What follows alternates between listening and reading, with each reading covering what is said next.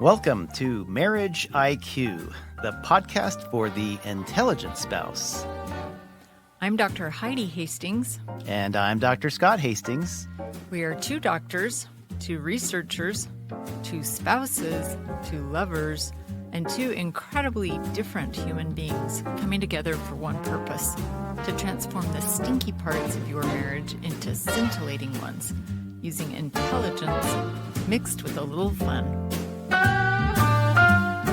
Hello, everyone, and welcome back to Marriage IQ, the podcast for the intelligent spouse. We are so glad you're with us today because this is a special week, a special episode. We are celebrating our first anniversary of being live on Marriage IQ. Woo! We made it!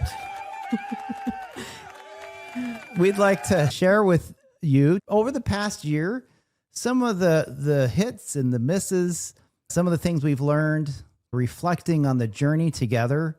It's been a real journey, hasn't it? It's been a trip, hasn't it? It has. Marriage IQ has been stamped on our brains this year for sure. We've had lots of bloopers. We've had lots of wonderful times. It's done amazing things for our marriage. Hopefully it's done some good things for yours as well.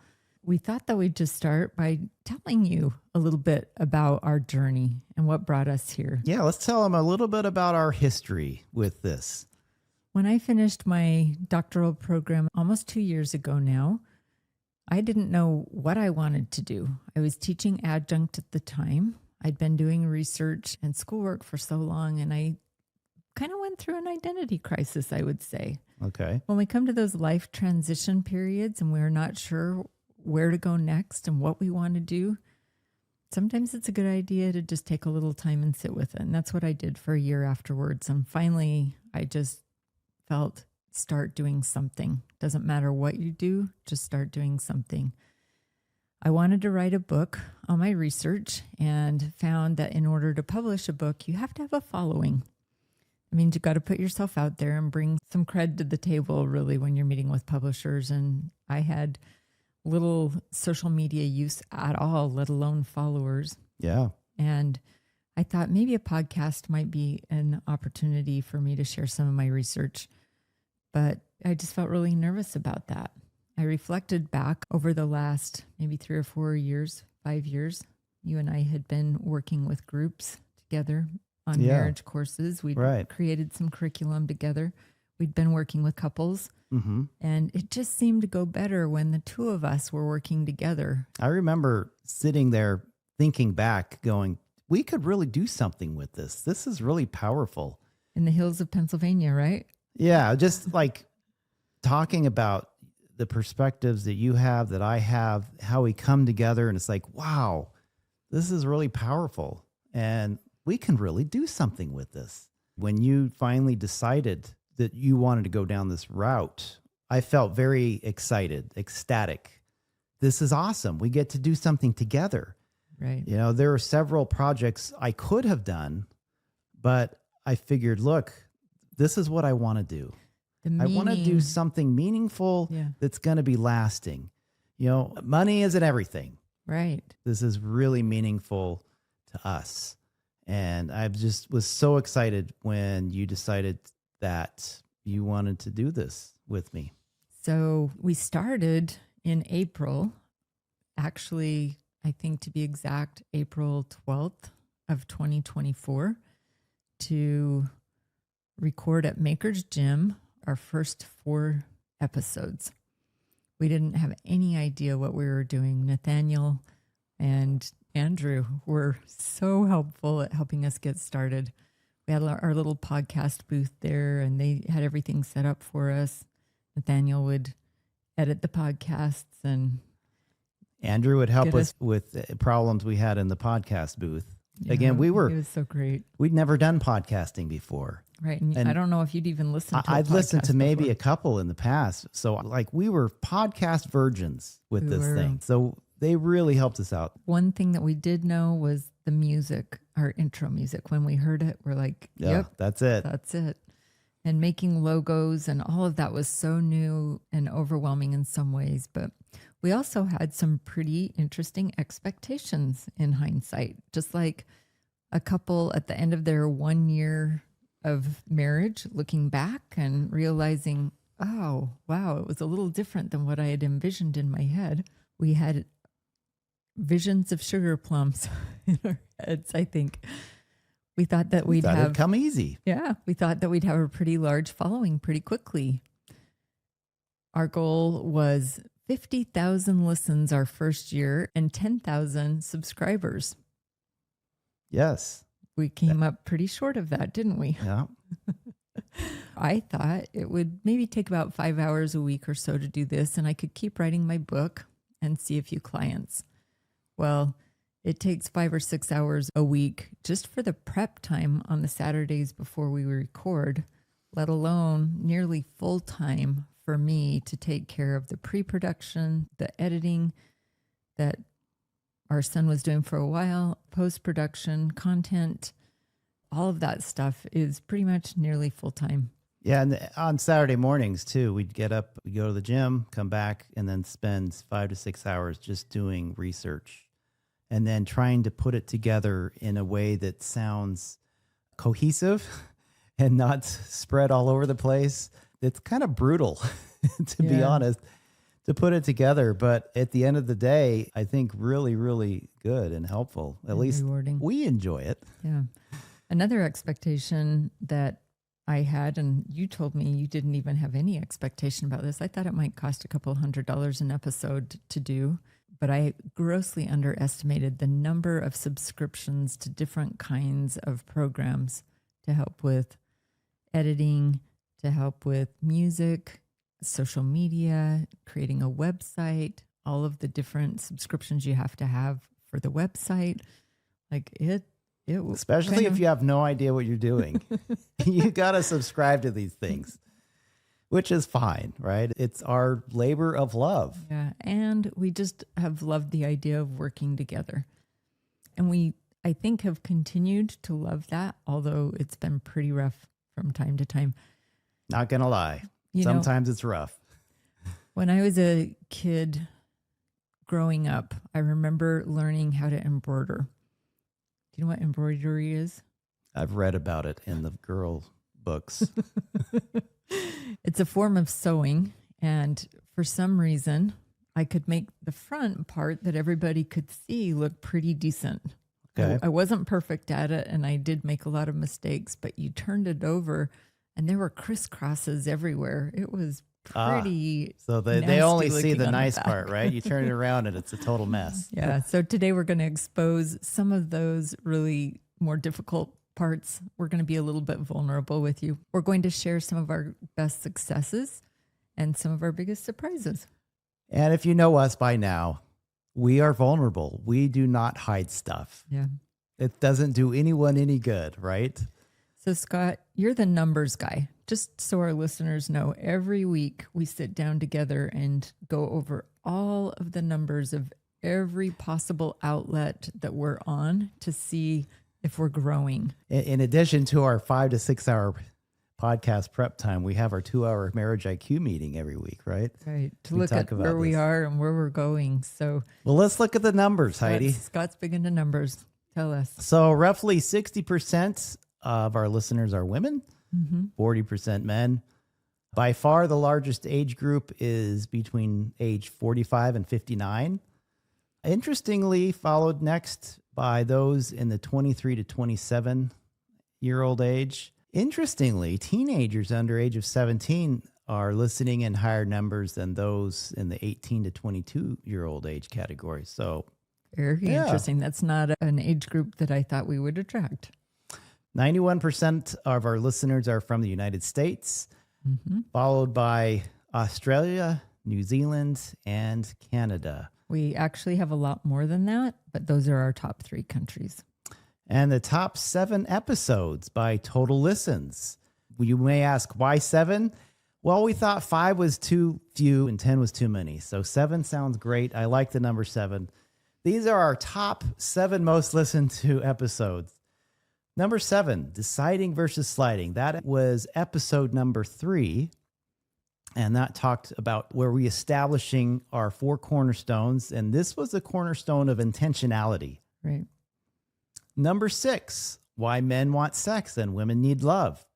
That was episode 7. That's where we talked about oxytocin and the differences between men and women, and how oxytocin, or the lack thereof, produces a need to feel loved or to want sex, depending on who you are. How much of that do you think was the title? I think that's it. We'll get to that. Well, the sex definitely plays a role here. Number 5, the 3 most powerful words to improve your marriage. And those 3 words are, am I wrong? And that was episode 4. That was episode 4. So that was the 5th most listened to episode. A very, very good one. We talked about insight. Right. One of our 4 cornerstones. Am I wrong? Do I have that insight to know?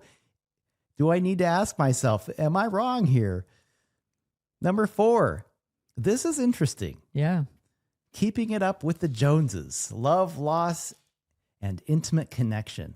This was episode 42.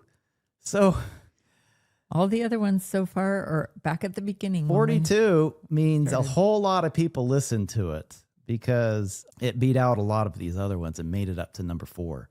That was when we had the Joneses on. She was my dissertation chair, and they shared the story about her becoming a widow in her At a young early age, 30s. And then both her and her husband are PhDs. They Sex. research on sex, yes. Mm-hmm. And then number 3, it was Libido Lab, Unlocking the Secrets of Female Sexual Capacity. Episode number 41. Again, pretty late on. But that's number 3 in the top most listened to episodes not too long ago. Right.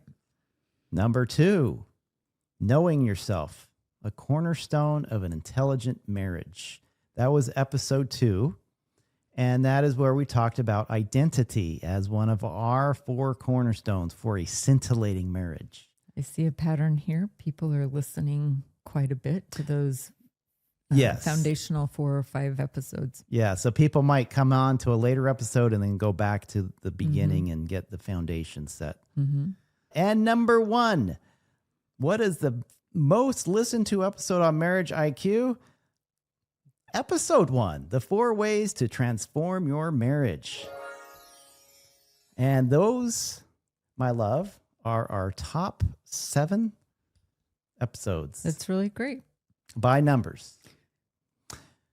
Now, let's talk a little bit about our philosophy. And this has emerged, just so our listeners know, over many, many, many nights of cutting up vegetables in the kitchen while we're making dinner together. Talking a lot. And on date nights. Our philosophy on life and marriage, evolving over time. And of Marriage IQ. Yes, because of Marriage IQ, because of you, our listeners. One insight is insight itself. It is a real rush when we see other people gain insight into their marriage, into who they are. It is a rush. It is worth more than money. It's powerful to see people change in real time, like, oh, wow, I was doing this wrong, and this is how I can learn and fix it and not shame myself and gain insight. Like, that's big. That is huge. Changing myself is really, it's harder than talking with people who agree with me about how terrible my spouse is. That's another thought. It would be easier to gain more audience to talk about how other people have done you wrong. Right. And how wrong other people are. Do you know how hard it is to get people to listen to you when they're telling you that it needs to start with you? Yeah. That's hard. It takes work. But ultimately, it's the answer. Yeah. I mean, we're tempted to go that road. Heaven knows there's lots of people who do. And they just get out of the gate really fast. But ultimately, it's not making you a better person. We need to look at ourselves. And it really is talking about that insight and learning ourselves, not talking about someone else and how terrible they are. What do we learn about the episodes on sex, Heidi? Well, they by far have the most listens. So why don't we just do a podcast on sex? We could do that. And that would be fixing one part of couples' marriages, but there's so much more foundational work that needs to be done in order to have that really great intimacy.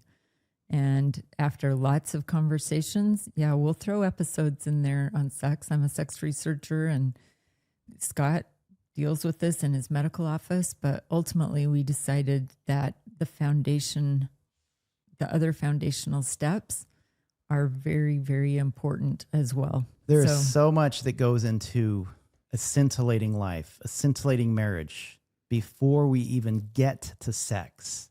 And even when we get to sex, there's so much surrounding it that is really puts sex as an important part of a scintillating marriage, but not the only part. And so we have intentionally decided to not make all of our episodes about sex. It's tempting to gain more listeners faster, but ultimately we want all of you to have the most scintillating experience. And that includes sex and a whole lot of other things. And my children say that I talk about sex too much anyway in these episodes. You're super embarrassed. And they're embarrassed by me. So I guess we got to keep family relationships pretty stable here. Yeah, even my son-in-law, he's like, yeah, I'm going to have to agree. Yep, you're just talking too much about it. I'm like, oh, okay, I will talk less about sex. It's a bit much for me too sometimes, so. Another thing we have, okay, philosophy. What good does it do you if all we do is get in front of you and tell you how it is and imply in any way, shape, or form that it's totally perfect with? We're the ones that got it together. You poor peons don't. Like, how is that going to help anyone? No, our philosophy here. We have a very scintillating marriage together. 29 years. It's been freaking awesome. It's been fantastic. And there's been some real struggles. And if we don't illustrate that, if we don't show that, we don't discuss that on this podcast, we are doing you a grave disservice by not doing so. And for those people who are worried or nervous, oh my gosh, you don't have a great marriage because you have these things. Well, we invite you to reframe that thought. Remember, conflict is seeing things differently. Contention is thinking the other person is wrong or bad. We want to model what it is in real time, what conflict is. Sometimes we disagree with each other on this show. And we do so that you can see that there are ways to approach different perspectives in healthy ways. Just because you don't agree with me doesn't mean now we're going to go into our separate rooms and be mad at each other. No, we're going to work through this in real time and they get to see it. So the scintillating marriage is not perfect. And if you are striving for perfection in your marriage, you're probably going to have a miserable one. All right. What if we spend a little time showing them the backside of behind the scenes bloopers and you want to go through some bloopers? fails. All right. Let's talk about bloopers. All right. Probably the biggest blooper that we had was the day that we threw our stuff in the back of the car, headed just up the street to Maker's Gym to record a podcast. I typically always put my laptop in a backpack or something. And that particular day, I just threw it in the back of the car and also threw in the back of the car my water bottle and some other paraphernalia, some snacks and things. We got to the studio, went to open the door to the podcast recording room, and I saw water dripping out of your laptop. Yeah. Your brand new one. Yep. The new Apple. Yep. Surprise. It didn't work. Yeah. That was devastating. And they told me that 5-minute drive with a water bottle that didn't have the lid screwed on appropriately had ruined the motherboard. That's true. I still have it. If any of our listeners are really fantastic at looking at computers at Apple's and seeing if they can be resurrected, let me know because I really don't want to throw it away. But meantime, it's a big, huge paperweight next to my desk.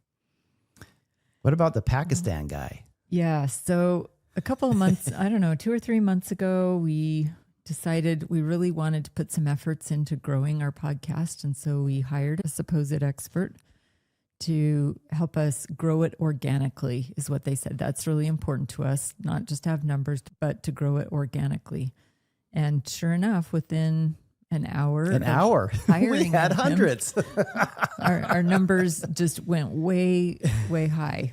And then we started to notice on the analytics that it was all people that didn't have a gender. No age, no gender. We're like, no, this is a little. So we continued to watch for a couple of days. And the more we watched, the more we knew there were people probably, what do they call those? I think remember. Like bot farmers or something like that. Bot farming. Yeah. Anyway, that didn't last very long. No, that was definitely a big blooper. We've had some very, very embarrassing bloopers for me, like accidentally putting out the wrong version of an episode, like an earlier version that wasn't very edited, but the names were close enough that I grabbed the wrong one. And most of the time we'll listen to our episode right after and our kids will listen to it. But this particular week, I don't know why, none of us listened to it for, I think, about 3 weeks. No, I listen every time it comes out. And I was like, wow, that is a lot of pausing. And I just thought to tell you about it like a few weeks ago, and you changed it back. But yeah, I anyway. died.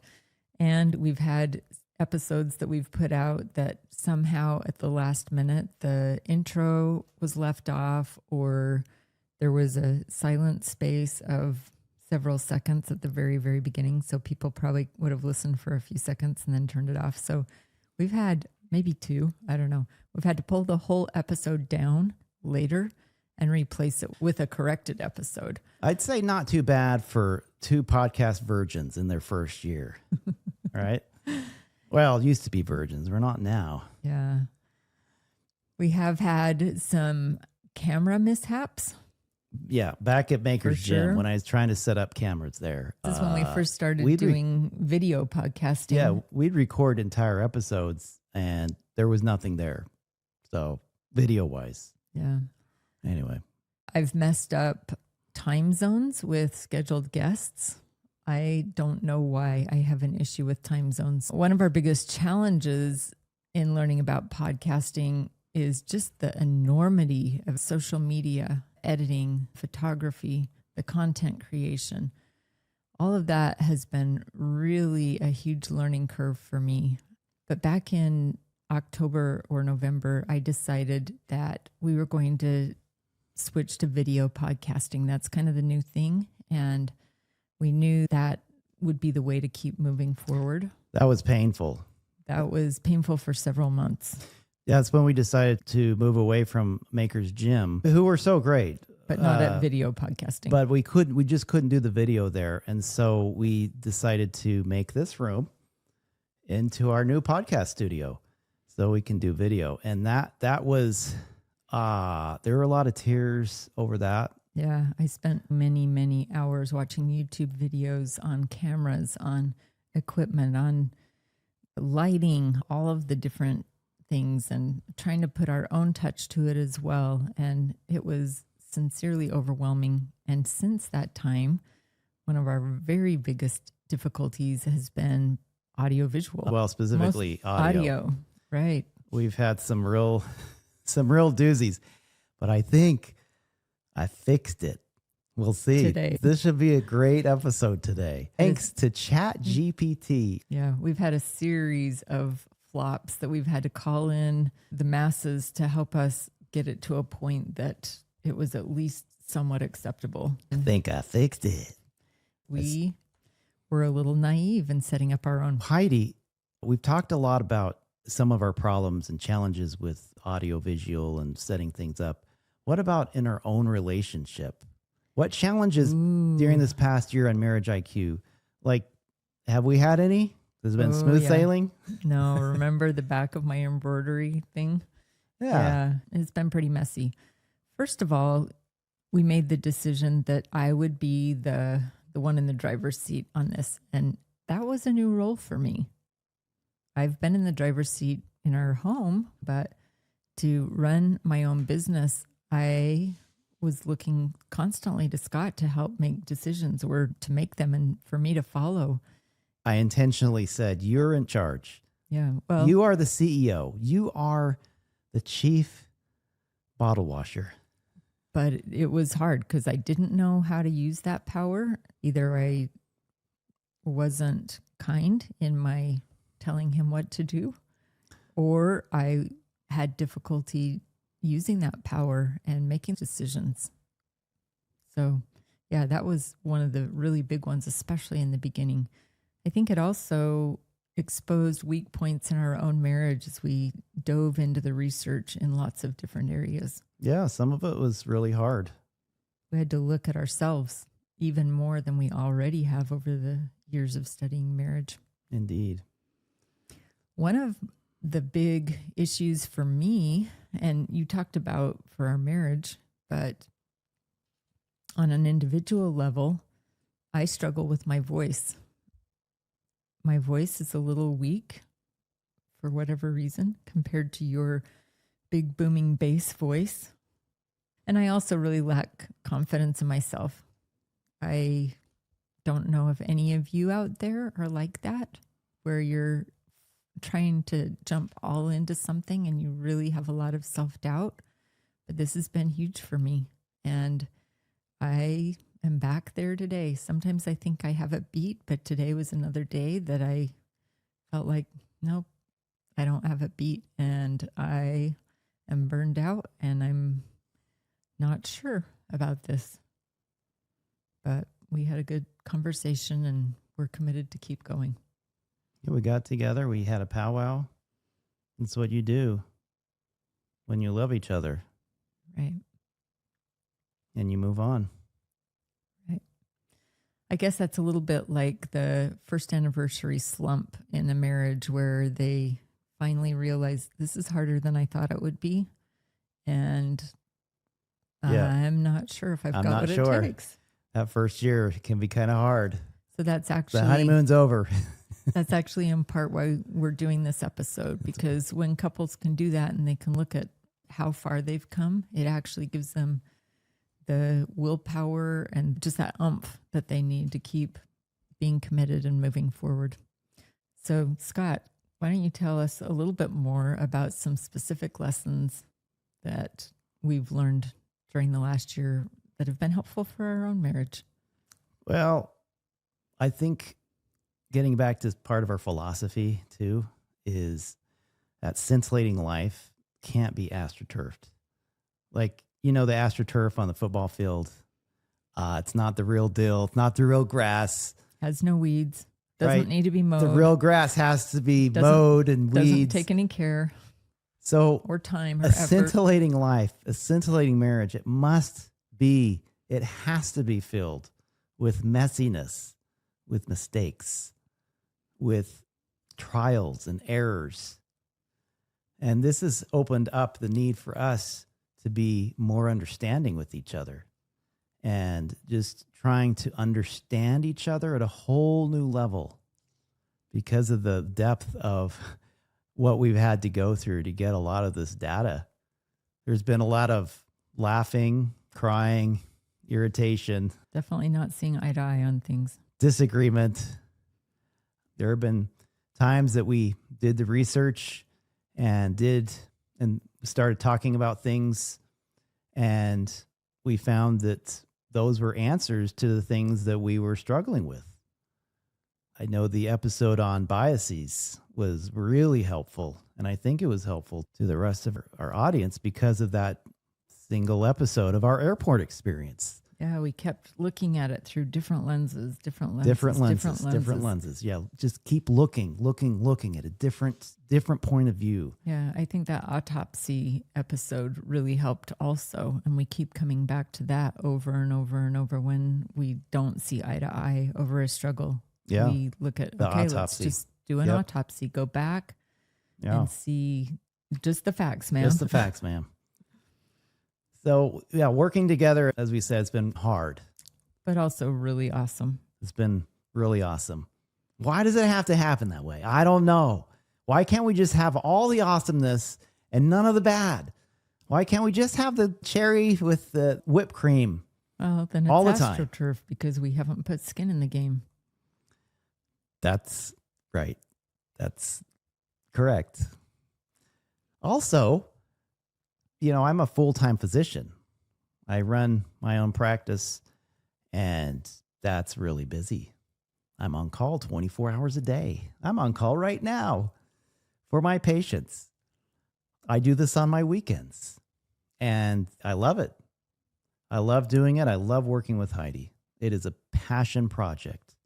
This shared vision has really helped us to become so much closer to each other. And I think it's teaching me as a woman the importance of peacefully being able to express my ideas and my needs, my opinions, and to know what those are separate from yours, and at the same time listen to yours and be respectful of our differences. Indeed. Okay, so we've learned a lot over the years of marriage, and we implement a lot of this now. I think learning how to just sharpen that saw. This was in that book, The 7 Habits of Highly Effective People. We're sharpening that by doing this every week, teaching these principles regularly. Hey, Scott, why don't we take a minute here to just give a shout out to a couple of our listeners who have left comments on whatever podcast platform they listen to. Can we give them some kind of a prize if they're listening to this episode? Sure. Why not? Okay. So, Dan with a plan, if you're listening to this episode of Marriage IQ, shoot an email to us at hello@marriageiq.com and let us know that you heard this. But this is what Dan with a plan said, and it just made our day. I am amazed that this much valuable information is being shared in one place and made so easily accessible. I love how passionate the Hastings are about improving marriage relationships and have benefited greatly by incorporating practical elements in my own marriage. Keep it up. And Doc JM says, great podcast and great advice. You can tell this couple has things figured out. I love the interchange between the two. It's great getting the insight from their different training paths. So thanks to you who have left comments for us. That gives us that little boost to keep us going. That brings up another item, Heidi, that we are excited to talk about today. We are having our Marriage IQ first anniversary giveaway. Yeah, this is the second giveaway we're having. Our first one was during Valentine's. So if you missed that one, this is an easy one to join in. Help us celebrate our 1-year anniversary. We're having a drawing. We're giving away a $100 gift card to your favorite restaurant. How do you enter? Simple. Just leave us a 5-star rating and review on either Spotify or Apple or anywhere else that you're getting your podcast. Another way you could do it is share a Marriage IQ episode by sending a link to someone who hasn't listened to us yet and have them listen to at least one episode. Send in an email at hello@marriageiq.com with your name and what you did, and we'll put you in that drawing where one person will be randomly drawn to receive this gift card, a date on us with their honey. And while you're at it, now that you know our email, hello@marriageiq.com, if we've done anything to help your marriage, that would be a great anniversary gift for us. It would. We'd love to hear it. So we've shared some of our most vulnerable moments over the past year with you today. Now it's time to do that with your spouse. Good idea, Heidi. This week, we invite you to review your past year together, or even your past whole marriage together, whether you've been married for 60 days or 60 years. What are some of the wins? What are some of the insights that you've gained? What are some of the lessons that you've learned? Discuss that. Reminisce together. We think this will provide you the impetus that you need to keep going as well. Well, this wraps up this episode of Marriage IQ. And with that, we love you, everyone. We love you, and everybody have a great week. And remember, the intelligent spouse knows that to change from a stinky to a scintillating marriage first requires a change in themselves. We hope today's episode has sparked some real insights and that you've been able to take away things that you can use to make your own marriage more scintillating. Head on over to marriageiq.com to grab your free ebook on building a scintillating marriage and subscribe to our newsletter for exclusive tips, updates, and resources. Follow us on Instagram, Facebook, and YouTube for more great content on this topic.